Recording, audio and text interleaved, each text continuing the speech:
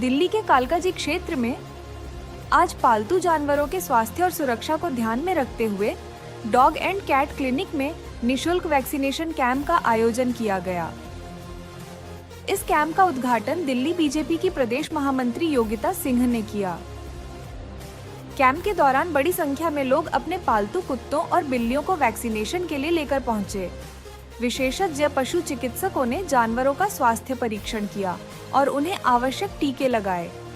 इस पहल का उद्देश्य पालतू जानवरों को बीमारियों से सुरक्षित रखना और लोगों में पशु स्वास्थ्य के प्रति जागरूकता बढ़ाना है। इस अवसर पर दिल्ली बीजेपी प्रदेश महामंत्री योगिता सिंह ने कहा कि ऐसे शिविर समाज में पशु कल्याण और जन जागरूकता बढ़ाने में महत्वपूर्ण भूमिका निभाते हैं। उन्होंने आयोजन से जुड़े सभी चिकित्सकों और स्वयं सेवकों की सराहना करते हुए भविष्य में भी इस तरह के शिविर आयोजित करने की आवश्यकता पर बल दिया। स्थानीय लोगों ने इस निशुल्क वैक्सीनेशन कैंप की सराहना की और इसे पालतू पशुओं के स्वास्थ्य के लिए एक सराहनीय पहल बताया। आज आप यहाँ आई हैं, एक कैंप ऑर्गेनाइज किया गया है जिसमें फ्री वैक्सीनेशन किया जा रहा है। हम देखते हैं बहुत सारे लोग पेट्स पालते हैं लेकिन कॉस्टली होने की वजह से वैक्सीनेशन बहुत कम लोग कराते हैं। इस तरह के प्रयास को आप कैसे देखते हैं? डॉग एंड कैट क्लिनिक में आज मैंने आके जो कैंप में देखा कि जो रेबीज डॉग कैट के काटने से लोगों को होता है वो नहीं होगा अगर वो वैक्सीनेटेड होंगे। यहाँ पे इन्होंने आज फ्री कैंप लगाया है। पहले तो उसके लिए उनको बहुत साधुवाद वंदन है, क्योंकि कई बार लोगों को अवेयरनेस भी नहीं होती और यहाँ कई बार कॉस्ट के कारण भी लोग उसको नहीं लगा पाते। तो आपने आज यहाँ फ्री कैंप लगाया, उसके लिए बहुत बहुत अभिनंदन है। और आज की डेट में पेट पालना मतलब आजकल लोगों का शौक हो गया है। लोग अपने घर में हर तरह का, पहले सिर्फ डॉग को ही ज़्यादातर देखा जाता था, बट आजकल देखते हैं कि लोग उतनी कैट्स को भी बहुत अच्छे से घर में रखते हैं। और बहुत सारे लोगों का ऐसा होता है कि वो घर के बाहर जो स्ट्रीट डॉग्स होते हैं उनको भी अपने घर की तरह रखते हैं।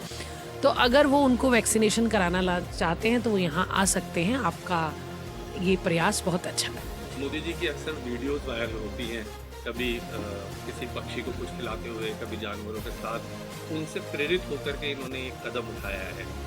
देखिए, ये इनका बहुत, मैंने कहा ना कि बहुत अच्छी पहल है, क्योंकि आप ऑलरेडी सेल कर रहे हैं, उनका फूड सेल कर रहे हैं, उनके बाकी चीज़ों को, बट यहाँ पे आज वो फ्री वैक्सीनेशन देने का जो उनका पहल है वो बहुत वंदनीय है।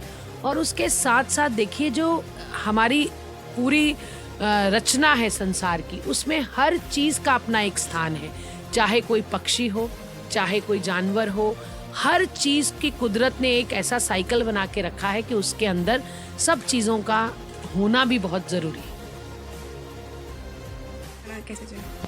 देखिए, अगर कुत्ता या बिल्ली जो घर में पालतू जानवर है वो काट लेते हैं, उनके रैबीज नहीं लगे होते, तो शुरुआत में किस तरह के सिम्टम्स या किस तरह से पहचान सकते हैं उनको? देखिए, जो रैबीज़ बेसिकली वायरस है ना, वो लाइसा वायरस है जो कि रैप्टोविरिडे फैमिली में आता है।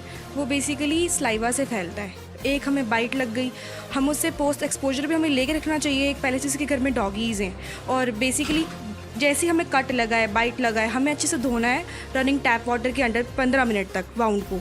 उसके बाद आप वेट के पास जाओ, डॉग की वैक्सीनेशन स्केड्यूल देखो लगा है कि नहीं, आप अपना भी वैक्सीनेशन करवाओ। इसके बाद जो क्लीनिंग आपने करी है, आप उस पर बीटाडीन लगा सकते हो या कोई भी एंटीसेप्टिक लोशन लगा सकते हो।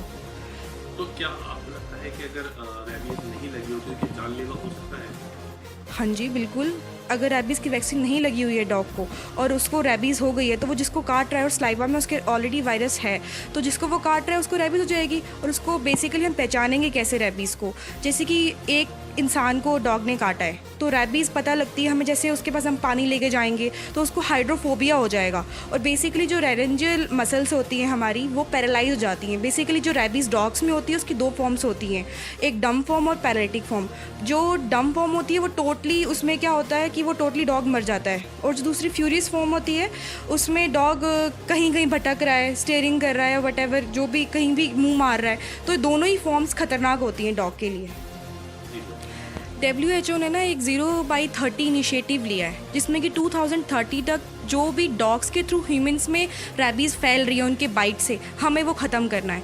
और उसी को देखते हुए हम लोगों ने आज डॉग एंड कैट क्लिनिक में रैबीज़ वैक्सीनेशन कैंप रखा है। स्ट्रे डॉग्स के लिए भी यह है, जो घर में डोमेस्टिकेटेड है उनके लिए भी है। Thank you. आज आप लोगों ने फ्री वैक्सीनेशन कैंप किया है। बहुत सारे हम देखते हैं कि लोग वैक्सीन नहीं कराते हैं और स्ट्रीट डॉग को भी खास तौर से आपने इसमें रखा है। तो कैसा रेस्पॉन्स मिल रहा है, क्या लोग लेकर के आ रहे हैं और इस कैंप के रखने का मकसद क्या था? नहीं, देखिए ऐसा है कि भी आज की डेट में पेट्स जो है वो एक ह्यूमन फैमिली से भी ज़्यादा बढ़ के होते हैं। तो कुछ लोग because of the money problem and because of the time problem also they don't go for the vaccines.